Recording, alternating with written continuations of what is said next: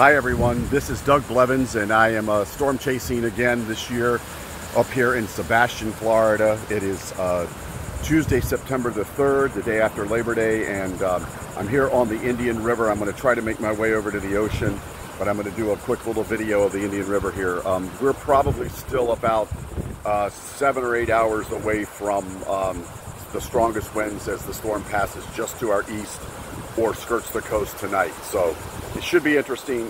Nothing terribly severe, but of course, you know me, it's always exciting. So I'm going to shoot you a little video and send it here shortly.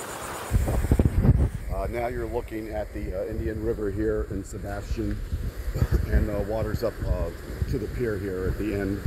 Not sure what time high tide is. I think it's here shortly. As you can see, it's not horrible, but we are getting some pretty good gusts now. I would say sustained winds about 25, with higher gusts perhaps of 35, maybe an occasional 40. So I'm going to walk out